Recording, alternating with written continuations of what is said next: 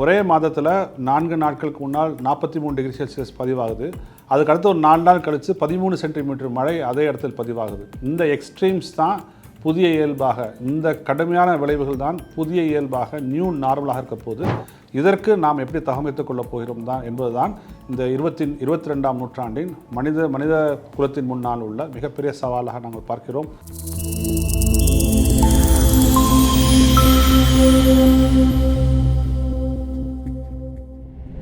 பூவுலக நேயர்களுக்கு வணக்கம். யூகே மெட் ஆஃபீஸ் என்று சொல்லக்கூடிய இங்கிலாந்து நாட்டின் வானிலை அமைப்பு டெக்கடல் அவுட்லுக், அதாவது அடுத்த 10 ஆண்டுகளுக்காக எப்படி இருக்கும், 10 ஆண்டுகள் எப்படி இருக்கும், அல்லது கடந்த 10 ஆண்டுகள் எப்படி இருந்தது என்கிற ஒரு வகையில் ஒரு மிகப்பெரிய ஒரு ஆய்வு அறிக்கையை வெளியிட்டுள்ளது. இந்த ஆய்வு அறிக்கை குறித்து பேசிய ஐக்கிய நாடுகள் சபையின் பொதுச் செயலர் குட்ரோஸ் அவர்கள் சொல்லிய வார்த்தைகளை நான் இங்கே குறிப்பிட விரும்புகிறேன். இந்த அறிக்கை குறித்து பேசிய அவர், கடந்த 13 மாதங்களாக உலகத்தின் வெப்ப அளவு மிக கடுமையாக உயர்ந்துள்ளதால் இந்த உலகம் காலநிலை நரகத்தை நோக்கி, கிளைமேட் ஹெல், காலநிலை நரகத்தை நோக்கி நெடுஞ்சாலையில் பயணித்து கொண்டிருக்கிறது என்பது உறுதியாகிறது என்று தெரிவித்துள்ளார். நீங்கள் யோசிச்சு பார்க்கணும். We are moving towards the climate hell in an highway அப்படின்னு அவர் வந்து சொல்கிறார். ஏன் இது அப்படி சொல்கிறாருன்னா, நமக்கெல்லாம் தெரியும் 2023ஆம் ஆண்டு தான் இதுவரைக்கும் பதிவானதில் மிக அதிகமான வெப்பம் பதிவான ஆண்டு என்று நமக்கு தெரியும்.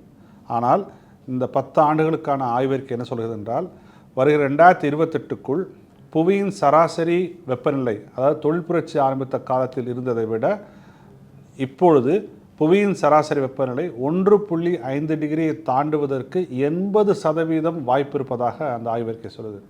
இதே ஒரு 7-8 ஆண்டுகளுக்கு முன்பாக போனோம்னா, இந்த அடுத்த 8-10 ஆண்டுகளில் இந்த அளவு 1.5 டிகிரி அளவுக்கு வருவதற்கான வாய்ப்புகள் இல்லைன்னு சொன்ன அறிக்கை, இந்த 5 ஆண்டுகள் கழித்து இப்பொழுது வந்துள்ள அறிக்கை, நேற்று வெளிவந்த அறிக்கை, இந்த அடுத்த 4 ஆண்டுகளுக்குள்ளாக 2028க்குள்ளாக புவியின் சராசரி வெப்ப அளவு 1.5 டிகிரி செல்சியஸை தாண்டுவதற்கு 80% வாய்ப்புகள் இருப்பதாக சொல்லுது. அப்போ கிட்டத்தட்ட வந்துடும் அர்த்தம்.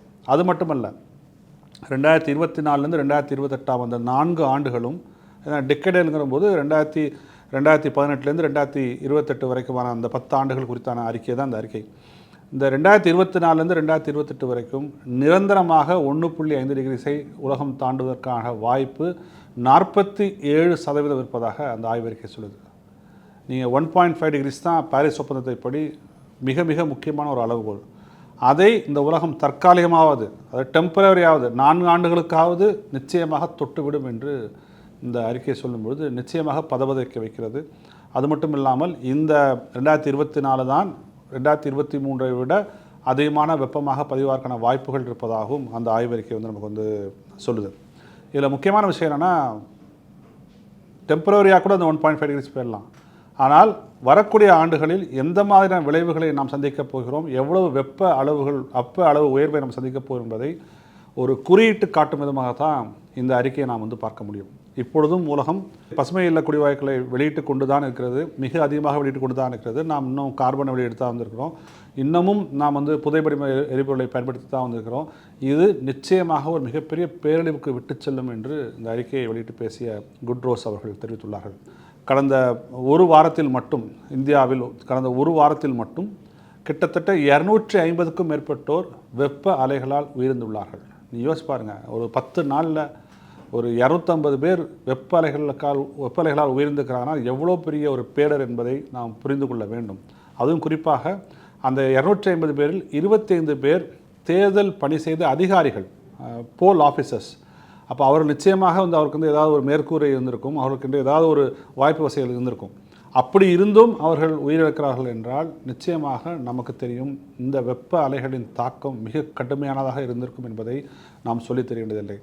250 பேர் உயிரிழந்த பிறகும் நாம் காலநிலை மாற்றத்தை நாம் தீவிரமாக மிக மிக முக்கியமான பிரச்சனையாக எடுத்துக்கொள்ளவில்லை என்றால் வரக்கூடிய காலங்களில், வரக்கூடிய காலகட்டங்களில், வரக்கூடிய ஆண்டுகளில் மிக கடுமையான விளைவுகளை நாம் சந்திக்க இருக்க வேண்டும் என்பதுதான் இந்த அறிக்கையின் சாராம்சம். இந்த அறிக்கை உலகத்துக்கான அறைகோல் என்று எடுத்துக்கொள்ளலாம். இந்த அறிக்கையை தமிழ்நாட்டிற்கான, இந்தியாவிற்கான, உலகத்திற்கான அறைகோல் என்று எடுத்துக்கொள்ளலாம். இந்தியாவில் புதிதாக பொறுப்பேற்ற உள்ள அரசுக்கு ஒரு மிகப்பெரிய சவாலாக இருக்க போது நிச்சயமாக காலநிலை மாற்றம்தான். அந்த காலநிலை மாற்றத்தை இந்திய அரசும் தமிழக அரசும் எப்படி நாம் கையாளப் போகிறோம், காலநிலை மாற்றத்தின் தாக்கத்தை தாங்கிக் கொள்வதற்காக ஒரு தமிழ் சமூகமாக எப்படி நாம் தகவமைத்துக் கொள்ளப் போகிறோம் என்பதுதான் இன்றைக்கி தமிழ் சமூகத்தின் முன்னால் ஒரு மிகப்பெரிய சவால். சென்னையின் சில பகுதிகள் வெப்பநிலையை எட்டிவிட்டதாகவும் நாம் தரவுகளை நாம் பார்த்து கொண்டிருக்கிறோம். இனி வரக்கூடிய காலங்களில் இதன் விளைவுகள் மிக கடுமையாக, இது எல்லாமே 1.5 டிகிரிஸ் இன்னும் வரல. 1.5 டிகிரிஸ் தாண்டிட்டோம்னா அதன் விளைவுகள் எப்படி இருக்குன்னு நாம் சொல்லித் தெரிய வேண்டியதில்லை. அதுவும் இந்த ஆண்டு குறிப்பாக எல்னினோ விட்ராகுது, எல்னினோ விலக ஆரம்பிச்சிருக்கு. இந்திய பெருங்கடல் இருமுனை, இந்தியன் ஓஷன் டைபோல் நேர்மறையாக இருக்குது, பாசிட்டிவாக இருக்குது. அப்போ பாசிட்டிவாக இருந்துச்சுன்னா எல்னினோ வேனிங் ஃபேஸ்னா, விட்ரால் ஃபேஸ்னா மிக கடுமையான மழையை கூட நாம் சந்திக்க வேண்டிய ஒரு சூழல் ஏற்படலாம் என்றும் பல்வேறு ஆய்வுகள் நமக்கு தெரிவிக்கின்றன. அப்போது ஒரே மாதத்தில் 4 நாட்களுக்கு முன்னால் 43 டிகிரி செல்சியஸ் பதிவாகுது. அதுக்கடுத்து ஒரு 4 நாள் கழித்து 13 சென்டிமீட்டர் மழை அதே இடத்தில் பதிவாகுது. இந்த எக்ஸ்ட்ரீம்ஸ் தான் புதிய இயல்பாக, இந்த கடுமையான விளைவுகள் தான் புதிய இயல்பாக நியூ நார்மலாக இருக்க போது. இதற்கு நாம் எப்படி தகவமைத்துக் கொள்ளப் போகிறோம் தான் என்பதுதான் இந்த 22ஆம் நூற்றாண்டின் மனித குலத்தின் முன்னால் உள்ள மிகப்பெரிய சவாலாக நாங்கள் பார்க்கிறோம். காலநிலை மாற்றம்தான் மானுடம் சந்திக்கும் ஆகப்பெரும் சவால் என்பதை நிரூபித்துள்ளது, சொல்லி சென்றுள்ளது இந்த ஆய்வறிக்கை என்று சொல்வதில் எந்த தயக்கமும் இல்லை. நன்றி.